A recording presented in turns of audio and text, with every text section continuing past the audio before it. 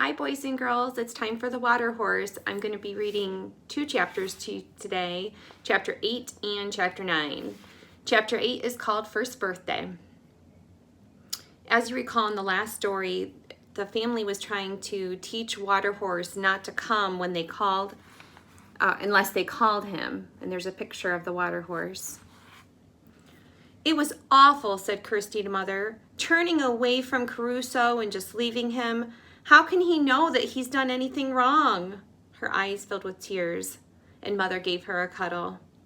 I'm sure he'll soon learn, she said. It's bound to be hard for him at first, said Father, but it's the only thing to do to keep him safe. He'll be happy enough with all those fish to eat, said Grumble. Why, his stomach looked as tight as a drum. Speaking of which, said Angus, when's lunch? They went down again that afternoon, and Kirsty called Crusoe, and he came, and they all made a tremendous fuss over him, and she was so much happier when she went to bed that night. But as soon as she awoke the next morning, she knew she must once again pretend to be angry with him. Oh, she was dreading it. She was going to be angry with him if he came without being called. And of course, he did. And the whole performance of berating and shooing him was repeated. For several days, there was no sign that he understood. But then one morning, they went down to the loch and stood, silent, and the water horse did not come. They could see his head clear of the water over on the far side, watching them, but he did not move. I'm going to show you that illustration while I read the next part. Better, said Father, but not good enough. Anyone could see his nose sticking up there. It's like a noodle. And he shouted to him, dive, dive, dive, and a loud sailor's bellow. Gradually, it seemed as though the water horse was getting the message. Before long, he never came unless he was called, and by the time Father rejoined his ship, the others were all confident that unless they shouted his name, they could not see a hair on his head, if he had any hairs at all. Somewhere, a pair of nostrils would be protruding just above the water, perhaps even a pair of watching eyes, but no one could have spotted them amongst the shifting ripples of the surface of the loch. Now, at least there was no longer any need to speak harshly to Crusoe. The lesson had been learned, and they could simply enjoy spoiling him every time they saw him, and every time he answered to his name. He could enjoy the tickling and the warm words of praise, and now the occasional treat. A special treat. Let me tell you about that, boys and girls. One day, Angus had arrived carrying a cookie in his hand, because we all know Angus loves to eat. It was his habit to provide himself with emergency supplies of some sort whenever he wandered too far from the house. To see him through that difficult gap between lunch and breakfast, or breakfast and lunch, any gap at all. Maybe on this occasion, he had reached the loch without having eaten the cookie. It was a chocolate chip cookie, his favorite kind. They called Crusoe and they stood waiting on the bank for him, but he wasn't surfacing. But then all of a sudden, as if to make them jump, he surfaced right beside them, stretched out his long neck, and took the chocolate chip cookie right out of Angus's hand very neatly. Oh, vast there, shouted Angus angrily. Give that back, you son of a sea cook. But the cookie had vanished, and a pleased expression had appeared upon the face of the water horse. He licked his lips in appreciation and gave a short, deep grunt, a sign that they knew meant great contentment. From then on, by common consent, with the exception of Angus, a chocolate chip cookie was Crusoe's special treat. And on March 27th, 1931, they gave him a whole box as his first birthday present. Do you remember, Grumble? Said Kirsty as they watched the box disappear. Do you remember when he was only as long as the span of your hand? Just look at him now. Now it was of no use trying to describe Crusoe's size, of matching a tiger of any kind, not even a saber-tooth. He was far bigger. Grumble reckoned that at the end of the first year of life, he measured roughly 15 feet from nose to tail tip.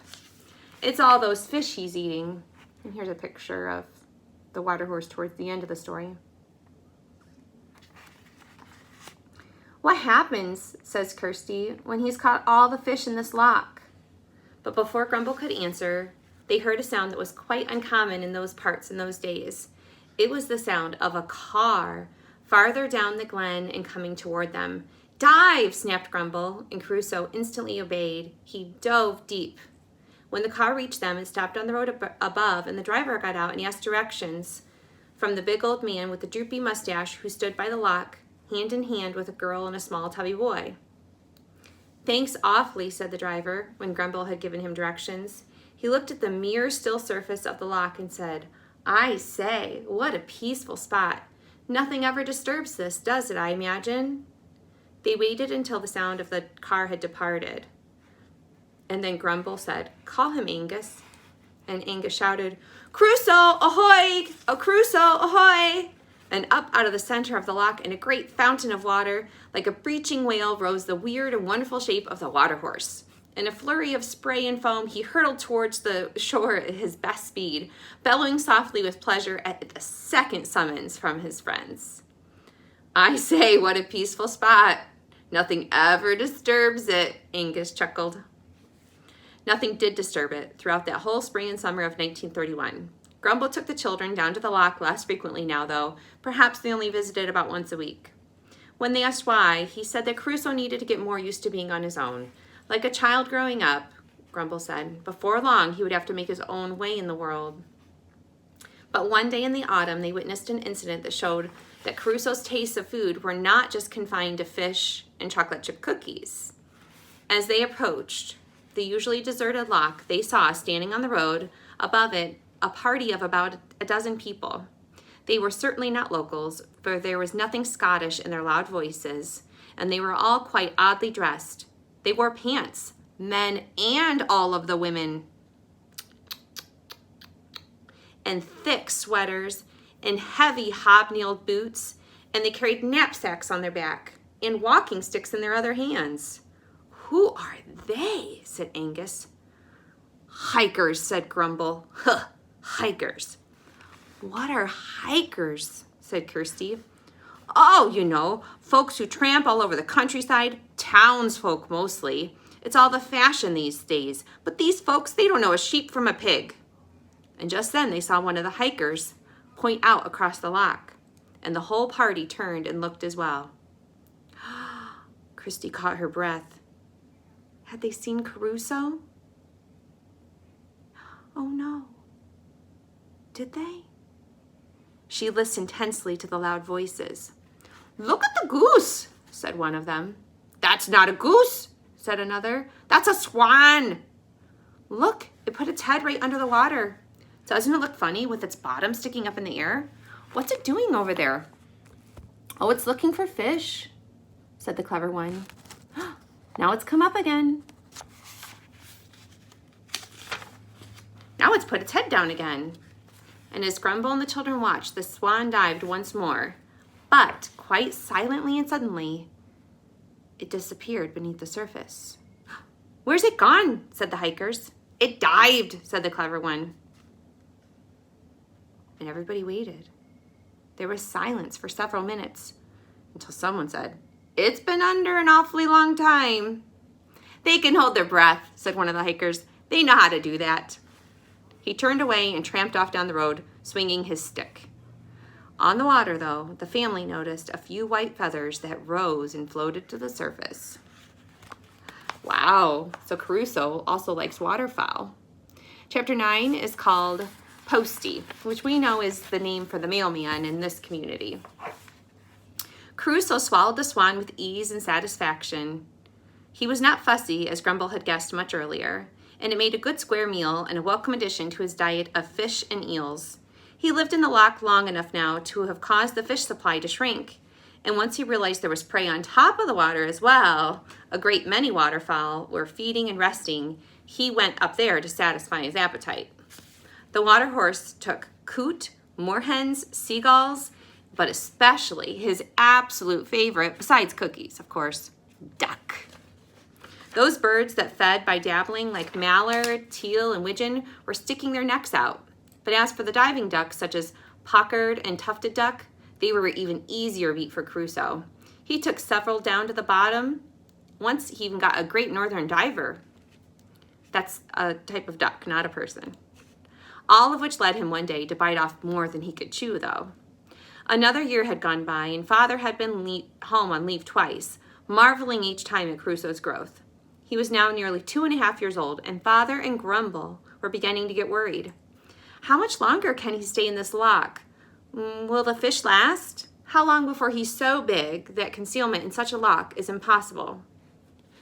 One day in the late summer of 1932, something happened that made them worry even more.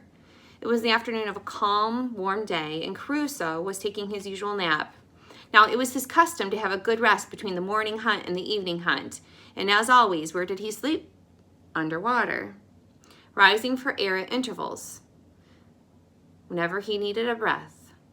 Since he was so much bigger now and his lungs were larger, he could stay underwater for a very long time, up to 15 minutes. But he floated very slowly up, with his nose tilted ready to breathe, and drew an automatic breath. But this time his nose bumped something hard, and it woke him up. He was sinking back down a little, and he looked up at the dark object that lay on the surface above his head. It was large, almost as large as himself, and it was pointed at one end and squared off at the other, and it was not moving. How could that be, thought the water horse. And at that moment there was a little splash off in the distance further away, and Crusoe swam over to investigate. But the length of line he found with its hook and its silvery spinner meant nothing to him, and he swam back to the dark object. He would have liked to have stick his head out of the water and have a good look, but this he knew the giants would not like. They could not complain, surely, though, if he just took a bite out of this thing. So Crusoe swam up, opened his jaws wide, and bit through the bottom of a boat. There's the picture of Crusoe before he takes his bite. Mother and the children had gone down to the beach, and Grumble was alone in the small white house when he heard a knock at the door. He opened it, and there stood Posty, white-faced and dripping wet. "Why, Mr. McNabb," said Grumble. Posty, he knew, kept an old half-rotten dinghy, which is a boat, tied up at the lock, and in his off-duty hours he would sometimes try to go catch the huge old pike that local folk believed to be lurking beneath its depths. "Did you tumble in the water now?" he said. "Tumble in," said Posty. "Man, there's something awful big in that lock. I felt a wee bump under the boat before I cast, and then the next minute there was a crunching noise and something tore the bottom off the boat. Ugh! There's a hole the size of a frying pan out there, and there's water pouring in it. She sank before I could even get it to shore, you know. My boat, my rod, my tackle box. I lost it all, and I nearly drowned." "You were near eaten too," thought Grumble, and he pulled thoughtfully at his mustache. "Wow," Grumble said. "That must have been some pike, huh? Some pike. Monster pike, I'm sure." "That was no pike," said Posty, dripping wet. "Tell me now, you live nearby. Do you think there's anything else living in that lock?" "Oh, aye," said Grumble. "There's fish aplenty." Nah, I don't mean fish," said Posty. "I mean, have you ever seen, could it be the Kelpie?" "Oh, Mr. McNabb," said Grumble, "you're surely not going to tell folk there's a Kelpie in the lock. I'm not saying there's such creatures don't exist. There was one when I was a boy, you know, but for a man in your position, the Posty, to be saying such a thing, why, it could be unwise." "Unwise?" said Posty. "Yes, if it got out that someone like you, a responsible public servant entrusted with the delivery of His Majesty's mail, was talking about seeing monsters, why, the powers that be in your post office might begin to doubt whether or not you're fit for your job. And there's a great deal of unemployment about these days, Mr. McNabb, so there is. I'd hate for you to join them." Posty stood there and dripped for a moment, thinking. "So there is. Maybe you won't say anything to anybody about today's incident." "Not a word," said Grumble. "Now, you mustn't catch cold. Come in and get a warm drink before you go." Later, Grumble was telling the family about it. "It could have been very nasty," he said, "but I don't think the Posty's going to say anything." "Crusoe was good, though, wasn't he?" said Kirsty. "Good? Good?" said Grumble. Kirsty replied, "Well, he didn't show himself." "Nobody smashed up Posty's boat," said Mother. "He shivered its timbers," said Angus. So that was quite an event, to bite into the boat. I'm not sure if Crusoe's going to be able to stay in this lock without other people finding out. He's cutting it pretty close. Tomorrow I'll read A Harebrained Plan, which is chapter 10. See you later.